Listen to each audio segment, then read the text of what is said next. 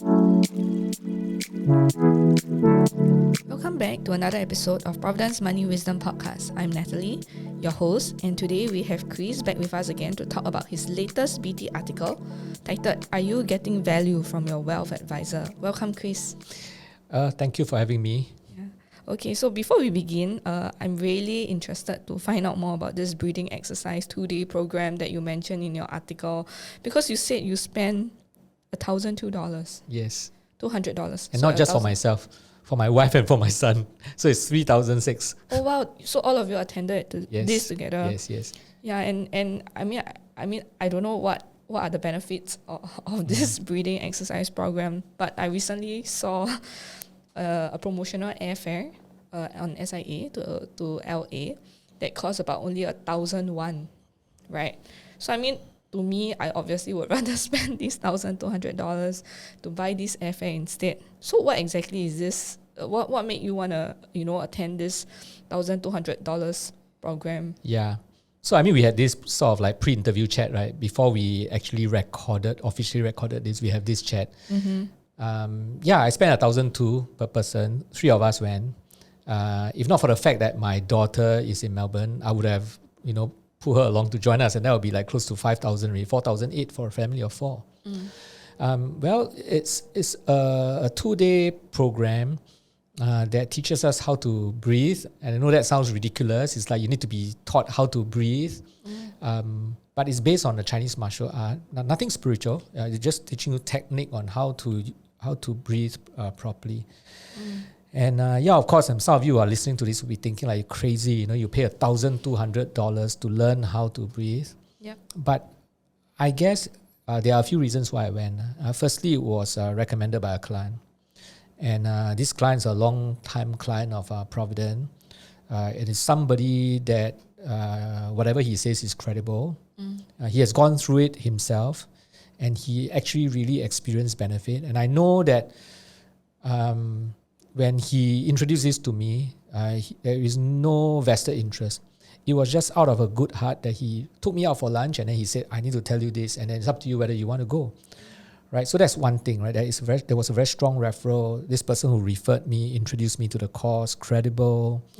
Of course, $1,200 per person is not cheap, but it's still affordable. But most importantly, there was a need, right? Because my wife's and my son's health, they are not actually, there are issues with their health. Let's put it this way, right?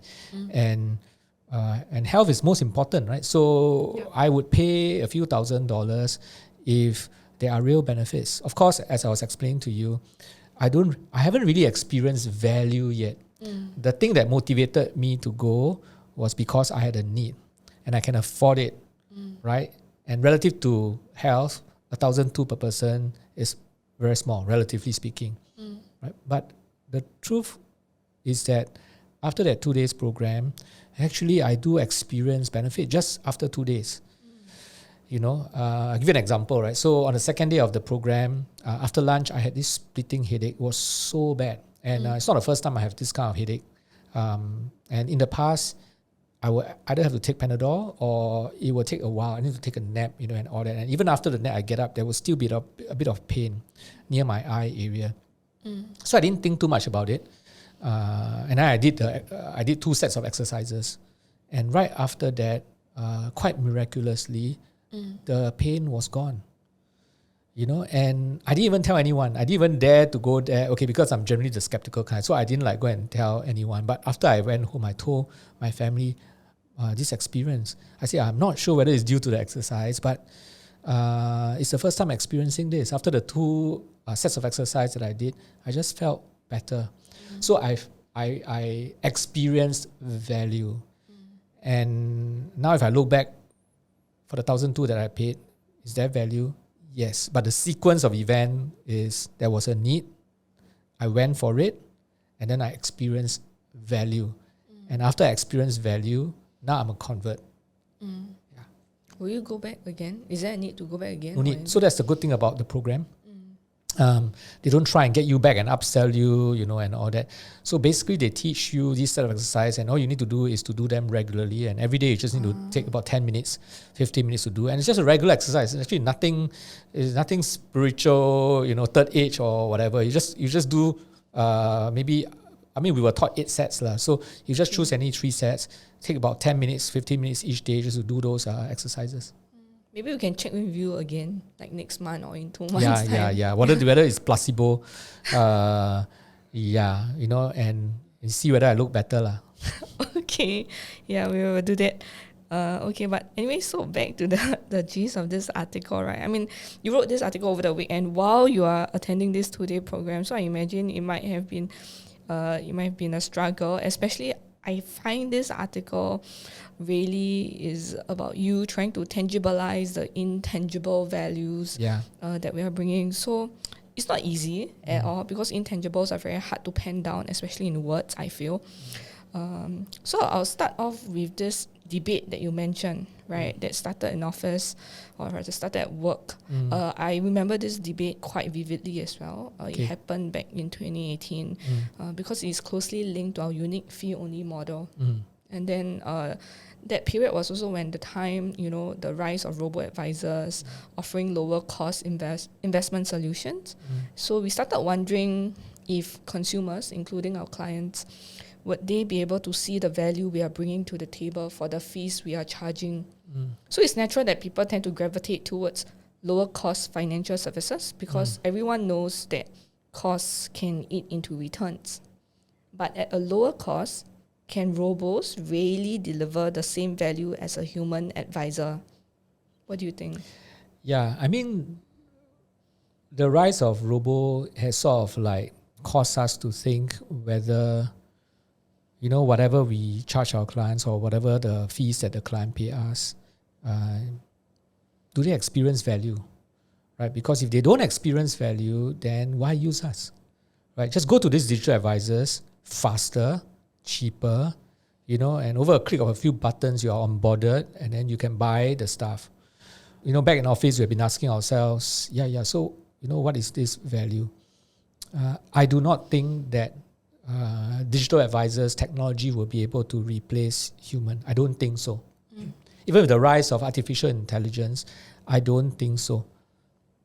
Because I believe God created human beings, not technology, and it's human that creates technology. There are things that we human can do that technology cannot replace us, right? And I explain those things. Those things are written in the article. The ability to hold deep conversation. Actually, that is the most important part of wealth planning. Beyond the number crunching, beyond the recommendation of products, and all that. The most important thing really is the ability to hold a very deep conversation. And I believe that deep conversations, they are only really possible human to human, not human with technology, right? So I don't believe that the robos can replace human advisors unless you, as a human advisor, you are just doing what the robos are doing. It's very transactional, right? Very computational. All you do is sit down, ask some numbers, and then you number crunch and find out what a person needs. And then you compare some products, and then you recommend to clients. If that's the job of the advisor, we are gone. Technology will replace us. Maybe we need to dissect a little bit about what you mean by deep conversations. Anyone can actually say that they do deep conversations, right? So even robo, say for example, they were to do this even more thorough fact-finding process. It's just a set of questionnaires that they send to you online, and then they ask you all the so-called deep stuff, right? Is that then considered deep conversation? So to you, what is considered a deep and quality conversation we should have with our clients to understand them better? I think when it comes to deep conversation, it is both a skill as well as a posture, right? What do I mean? I think when we see our clients, the posture must be one whereby I really hope that I can solve your problem. That must be the posture. And not one that says, I just want to close a sale. Now, I know if you're an advisor, you'll probably say, no, yeah, but I really want to help our clients. Well, good for you if you want to do that. Okay, but the client will be able to tell whether you are just there to close a sale or you really want to help the client. That's one. Secondly, it has got to do with a skill. To have a deep conversation with someone, there are, I would say, at least 4 skill sets that you must have. The ability to ask very good, very thought-provoking questions. That's very important. It's a skill set. Secondly, the ability to listen. And the ability to listen contextually, not just active listening, but contextual listening. Yep. Meaning to say that you don't just listen to the words, you listen beyond the words, you listen to the tone of voice of your clients, you listen to the body language, and combine with powerful question asking clients why they feel in a certain way. If you observe a certain body language, the ability to ask a question and say, I noticed that when I ask you this question, you fidget a bit or you're a bit emotional. Would you like to tell me a bit more? That's a skill. So questioning, listening, the ability to acknowledge, that is a big skill. Acknowledging doesn't mean agreeing. Acknowledging means that, well, I acknowledge, simply I see that you are having pain in this, or I see this is something very important. I don't necessarily agree with you, but I acknowledge, right? That's important. Acknowledging comes from words. Acknowledging comes from posture. And last but not least, after you listen, you question, you acknowledge, the ability to message. Because at some point in time, I mean, ultimately, we are a client advisor. There is a need to message what you think is correct for the client. Yeah. Right? So these are all skill set. And it's not easy. Right? It's not easy. I mean, on a day-to-day, I wouldn't say day-to-day, right? On a week-to-week basis, we are training our client advisors to do that properly, right? To hold this conversation with clients deeply. And why do we do that? Because we are trying to really understand what matters most to clients. And in the article, I said it's about really understanding clients, what to them is a good life, right? And a good life is defined by living at the place that you belong with the people you love, doing the right work on purpose. It's a working definition, but the ability to have very deep conversation to help clients crystallize what a good life means to them. And sometimes it requires us to ask very difficult questions. And as human beings, it's actually very hard to ask ourselves difficult questions, very difficult. Right? So that's what I mean by deep conversation. So it's not a normal fact-finding that in our industry we do. So that's why I did say that sometimes people can say, yeah, I also do that, but it's not so much the form, it is the substance. Right.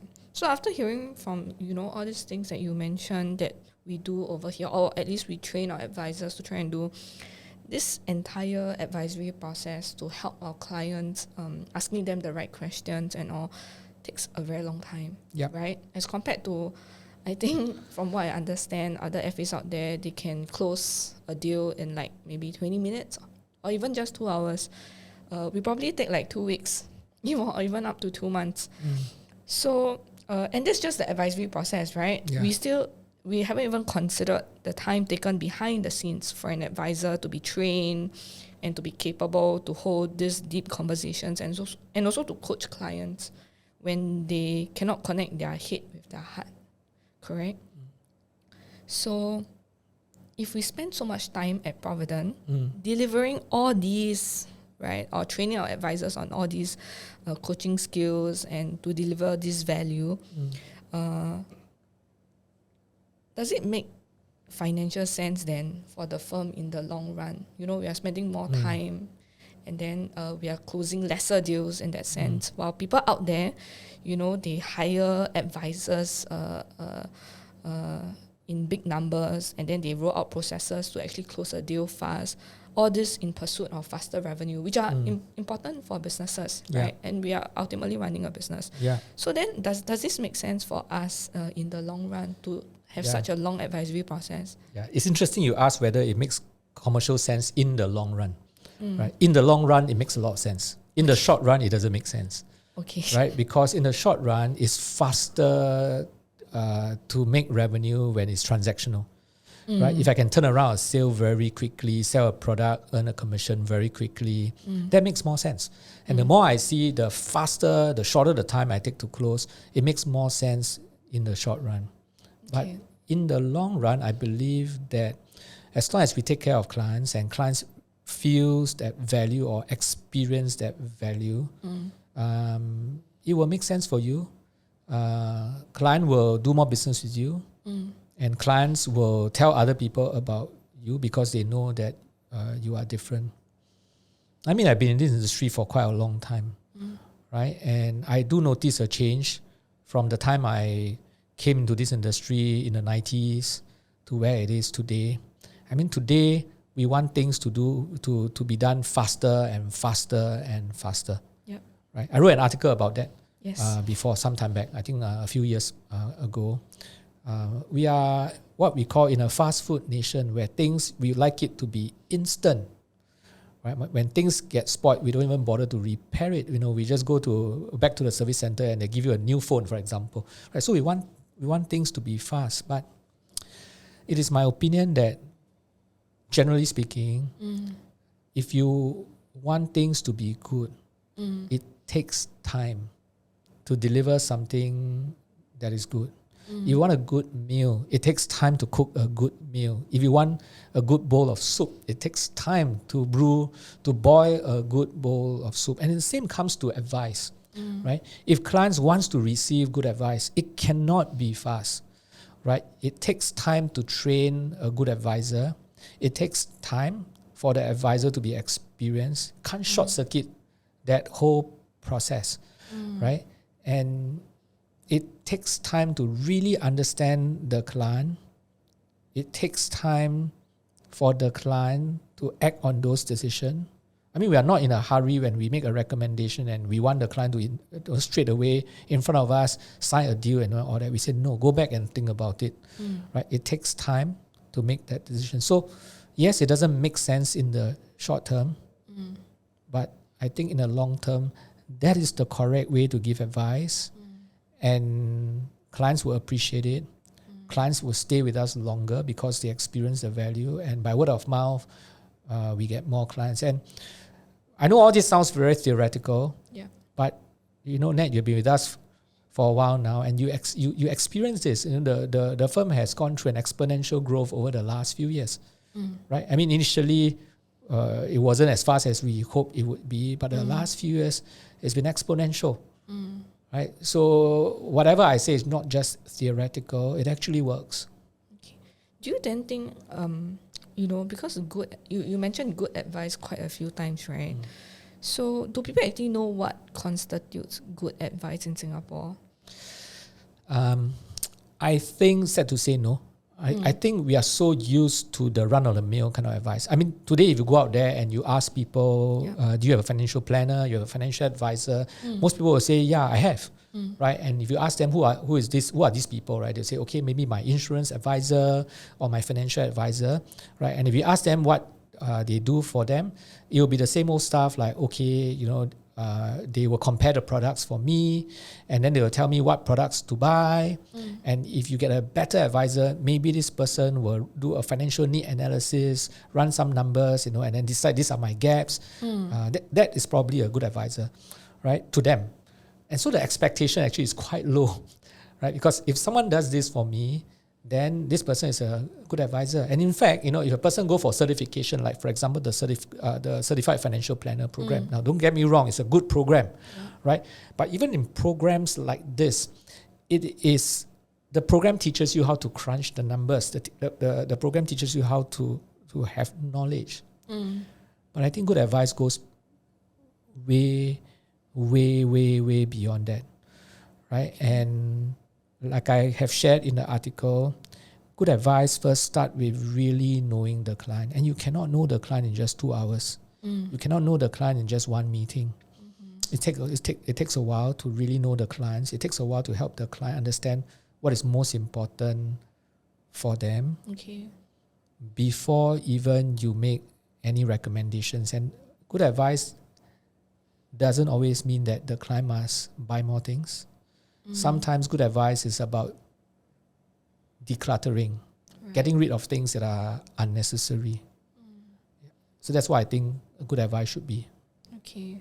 But if you spend so long speaking to a client and then, ultimately you tell them, actually you don't need anything, right? Or you don't need to buy anything from me. I mean, since most of the financial advisors out there here, or rather here in Singapore, they are commission-based, then they're kind of like wasting their time, right? Right. I guess it's how you look at your business. Again, in the short term, maybe it doesn't make sense. And I don't want to differentiate between commission-based and fee-only because there are good commission-based advisors out there. Right. I cannot say that all commission-based advisors are just very transactional and they all just want to make a sale. They don't care about the clients.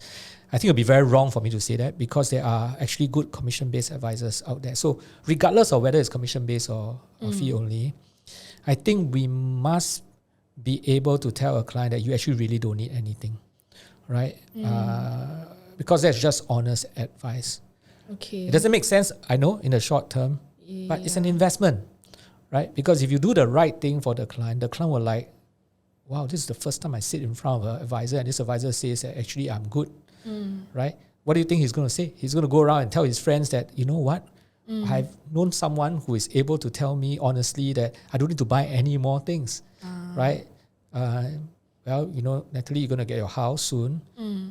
If someone comes to you and say, my contractor, he's not going to oversell you, he's going to find ways for you to lower your cost in renovation and all that. You're more likely to use that contractor, right? So I think we're going to look at every contact with a prospective client as an investment. Now, you invest your time.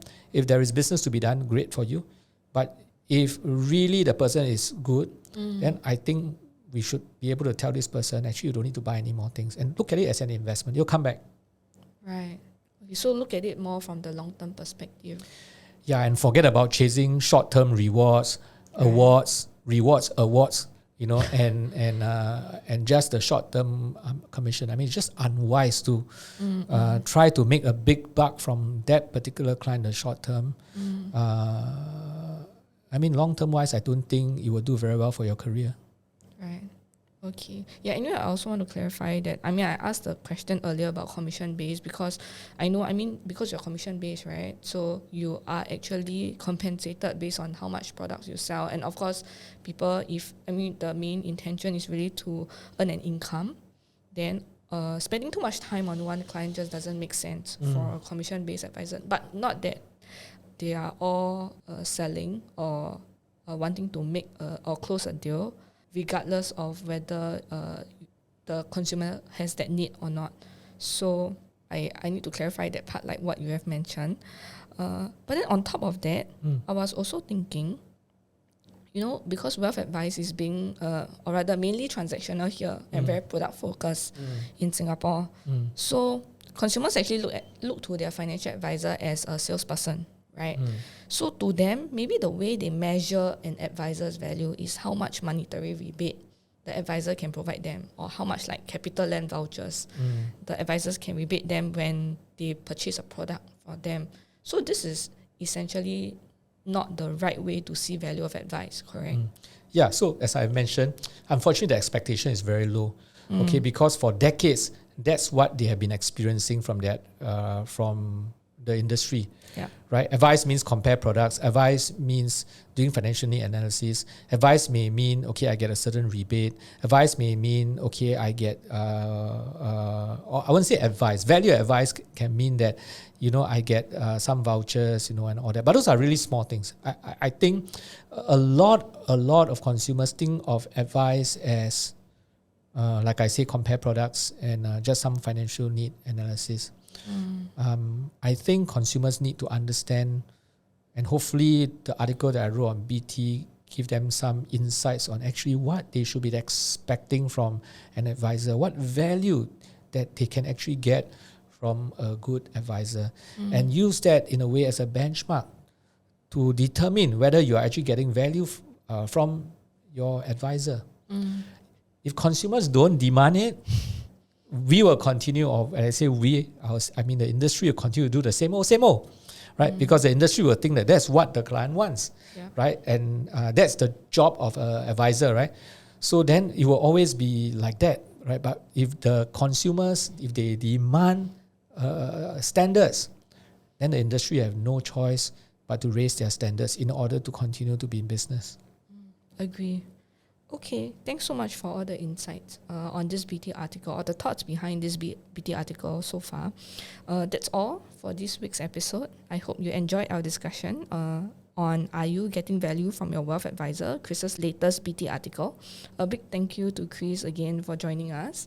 If you like this episode, follow our podcast and follow us on our social media for similar content.